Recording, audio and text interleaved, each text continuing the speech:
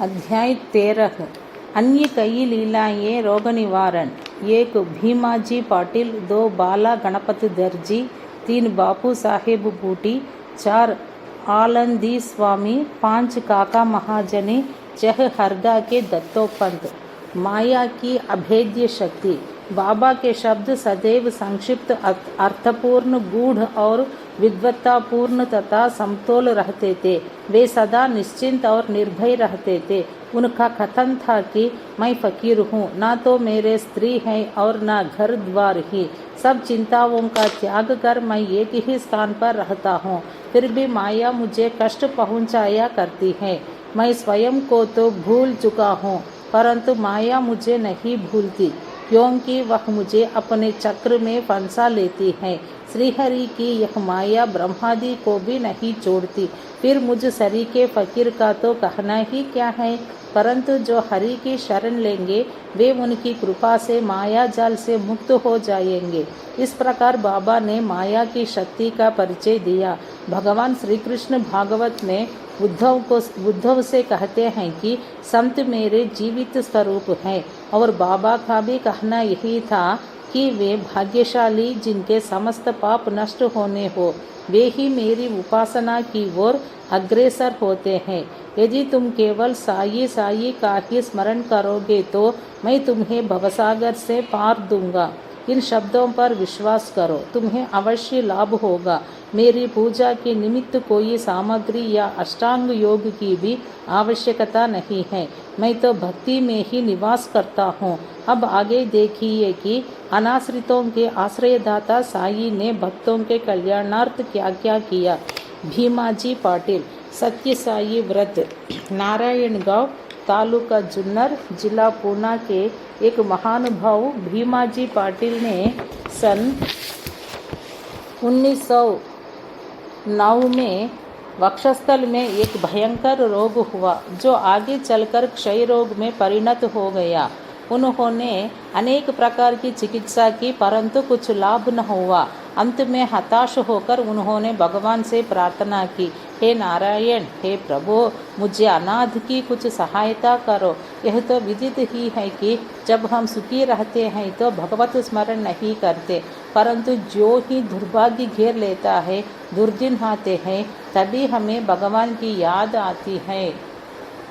इसीलिए भीमा जी ने भी ईश्वर को पुकारा। उन्हें विचार आया कि क्यों न साई बाबा के परम भक्त श्री नाना साहेब चांद्रोरकर से इस विषय में परामर्श लिया जाए, और इसी हेतु उन्होंने अपनी स्थिति पूर्ण विवरण सहित उनके पास लिख भेजी और उचित मार्गदर्शन के लिए प्रार्थना की। प्रत्युत्तर में श्री नाना साहेब ने लिखा दिया कि अब तो केवल एक ही उपाय शेष है, और वह है साई बाबा के चरण कमलों की शरणागति।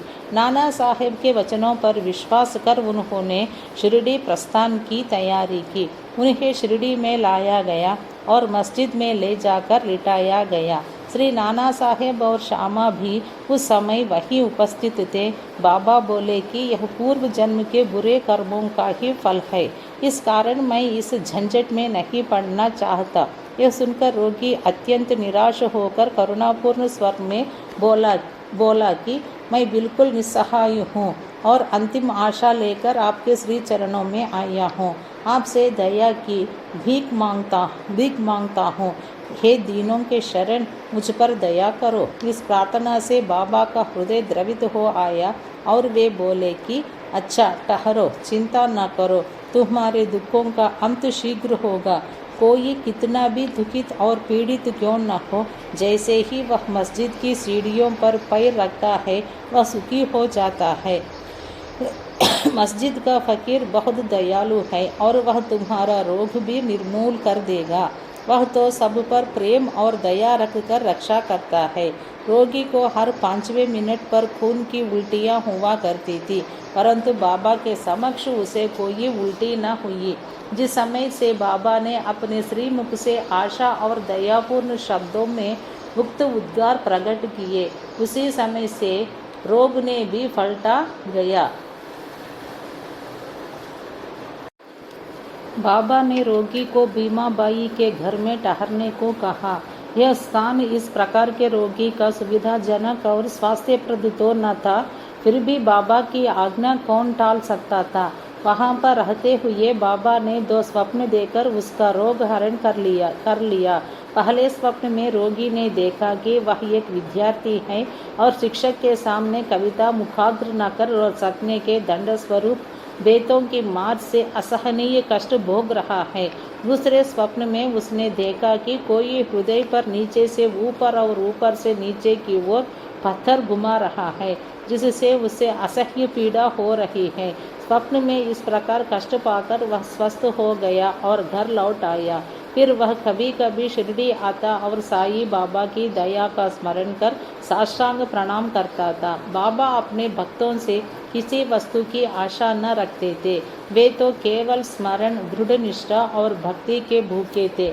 महाराष्ट्र के लोग प्रतिपक्ष या प्रतिमास सदैव सत्यनारायण का व्रत किया करते हैं, परंतु अपने गांव पहुंचने पर भीमाजी पाटिल ने सत्यनारायण व्रत के स्थान पर एक नया ही सत्य साई व्रत प्रारंभ कर दिया। बाला गणपत दर्जी एक दूसरे भक्त जिनका नाम बाला गणपत दर्जी था, एक समय जीर्ण स्वर से पीड़ित हुए। उन्होंने सब प्रकार की दवाइयाँ और खाड़े लिए, परंतु इनसे कोई लाभ न हुआ। जब ज्वर तिलमात्र भी न घटा तो वे शिरडी दौड़े आए और बाबा के श्री चरणों की शरणी ली। बाबा ने उन्हें विचित्र आदेश दिया कि लक्ष्मी मंदिर के पास जाकर एक काले कुत्ते को थोड़ा सा दही और चावल खिलाओ। वे यह समझ न सके कि इस आदेश का पालन कैसे करें। घर पहुंचकर चावल और दही लेकर वे लक्ष्मी मंदिर पहुंचे, जहां उन्हें एक काला कुत्ता पूंछ हिलाते हुए दिखा। उन्होंने वह चावल और दही उस कुत्ते के सामने रख दिया, जिसे वह तुरंत ही खा गया। इस चरित्र की विशेषता का वर्णन कैसे करूं कि उपर्युक्त उपाय करने मात्र से ही बाला दर्जी का ज्वर हमेशा के लिए जाता रहा। बापू साहेब बूटी श्रीमान बापू साहेब बूटी एक बार अम्लपित्त के रोग से पीड़ित हुए। उनकी अलमारी में अनेक औषधियाँ थी, परंतु कोई भी गुणकारी न हो रही थी। बाबू साहेब आम्लपित्त के कारण अति दुर्बल हो गए और उनकी स्थिति इतनी गंभीर हो गई कि वे अब मस्जिद में जाकर बाबा के दर्शन करने में भी असमर्थ थे। बाबा ने उन्हें बुलाकर अपने सम्मुख बिठाया और बोले, सावधान, अब तुम्हें दस्त न लगेंगे। अपनी उंगली उठाकर फिर कहने लगे, उल्टियाँ भी अवश्य रुक जाएंगी। बाबा ने ऐसी कृपा की कि रोग समूल नष्ट हो गया और बूटी साहेब पूर्ण स्वस्थ हो गए। एक अन्य अवसर पर भी वे हैजा से पीड़ित हो गए। फलस्वरूप उनकी प्यास अधिक तीव्र हो गई। डॉक्टर पिल्ले ने हर तरह के उपचार किए, परंतु स्थिति न सुधारी। अंत में वे फिर बाबा के पास पहुँचे और उनसे तृषा रोग निवारण की औषधि के लिए प्रार्थना की। उनकी प्रार्थना सुनकर बाबा ने उन्हें मीठे दूध में उबाला हुआ बादाम, अखरोट और पिस्ते का खाड़ा पियो, यह औषधि बतला दी। दूसरा डॉक्टर या हकीम बाबा की बतलाई हुई इस औषधि को प्राणघातक ही समझता, परंतु बाबा की आज्ञा का पालन करने से यह रोगनाशक सिद्ध हुई और आश्चर्य की बात है कि रोग समूल नष्ट हो गया। आलंदी के एक स्वामी बाबा के दर्शनार्थ शिरडी पधारे। उनके कान में असह्य पीड़ा थी, जिसके कारण उन्हें एक पल भी विश्राम करना दुष्कर था। उनकी शल्य चिकित्सा भी हो चुकी थी, फिर भी स्थिति में कोई विशेष परिवर्तन न हुआ था।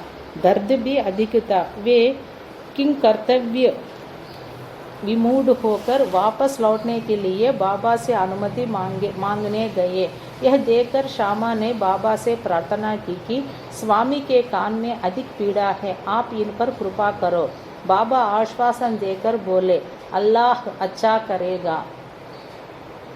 स्वामी जी पुनः वापस लौट गए और एक सप्ताह के बाद उन्होंने शिरडी पत्र भेजा कि पीड़ा शांत हो गई है, परंतु सूजन अभी पूर्ववत ही है। सूजन दूर हो जाए। इसके लिए वे शल्य चिकित्सा ऑपरेशन कराने बम्बई गए। शल्य चिकित्सा विशेषज्ञ सर्जन ने जांच करने के बाद कहा कि शल्य चिकित्सा ऑपरेशन की कोई आवश्यकता नहीं। बाबा के शब्दों को गूढ़ार्थ हम निरे मूर्ख क्या समझें। काका महाजनी नाम के एक अन्य भक्त को अतिसार की बीमारी हो गई। बाबा का सेवा क्रम कहीं टूट न जाए, इस कारण वे एक लोटा पानी भरकर मस्जिद के एक कोने में रख देते थे ताकि शंका होने पर शीघ्र ही बाहर जा सके। श्री साई बाबा को तो सब विदित ही था, फिर भी काका ने बाबा को सूचना इसलिए नहीं दी कि वे रोग से शीघ्र ही मुक्ति पा जाएंगे। मस्जिद में फर्श बनाने की स्वीकृति बाबा से प्राप्त हो ही चुकी थी, परंतु जब कार्य प्रारंभ हुआ तो बाबा क्रोधित हो गए और उत्तेजित होकर चिल्लाने लगे, जिससे भगदड़ मच गई। जैसे ही काका भागने लगे वैसे ही बाबा ने उन्हें पकड़ लिया और अपने सामने बैठा लिया। इस गड़बड़ी में कोई आदमी मूंगफली की एक छोटी थैली वहां भूल गया। बाबा ने एक मुट्ठी मूंगफली उसमें से निकाली और छीलकर दाने काका को खाने के लिए दे दिए। क्रोधित होना, मूंगफली छीलना और उन्हें काका को खिलाना, यह सब कार्य एक साथ ही चलने लगा। स्वयं बाबा ने भी उसमें से कुछ मूंगफली खाई। जब थैली खाली हो गई तो बाबा ने कहा कि मुझे प्यास लगी है, जाकर थोड़ा जल ले आओ। काका एक घड़ा पानी भर लाए और दोनों में उसमें से पानी पिया। फिर बाबा बोले कि अब तुम्हारा अतिसार रोग दूर हो गया, तुम अपने फर्श के कार्य की देखभाल कर सकते हो। थोड़े ही समय में भागे हुए लोग भी लौट आए। कार्य पुनः प्रारंभ हो गया। काका का रोग अब प्रायः दूर हो चुका था, इस कारण वे कार्य में संलग्न हो गए। क्या मूंगफली अतिसार रोग की औषधि है? इसका उत्तर कौन दे? वर्तमान चिकित्सा प्रणाली के अनुसार तो मूंगफली से अतिसार में वृद्धि ही जाती है, न कि मुक्ति। इस विषय में सदैव की भांति बाबा के श्री वचन ही औषधि स्वरूप थे। हरदा के दत्तोपंत, हरदा के एक सज्जन जिनका नाम श्री दत्तोपंत था, 14 वर्ष से उदर रोग से पीड़ित थे। किसी भी औषधि से उन्हें लाभ न हुआ। अचानक कहीं से बाबा की कीर्ति उनके कानों में पड़ी कि उनकी दृष्टि मात्र से ही रोगी स्वस्थ हो जाते हैं। अतः वे शिरडी आए और बाबा के चरणों की शरण ली। बाबा ने प्रेम दृष्टि से उनकी ओर देखकर आशीर्वाद देकर अपना वरदहस्त उनके मस्तक पर रखा। आशीष और उदी प्राप्त कर वे स्वस्थ हो गए तथा भविष्य में उन्हें फिर कोई पीड़ा न हुई। इसी तरह के निम्नलिखित 3 चमत्कार इस अध्याय के अंत में टिप्पणी में दिए गए हैं।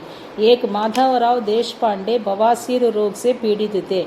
बाबा की आज्ञानुसार सोनामुखी का काढ़ा सेवन करने से वे निरोग हो गए।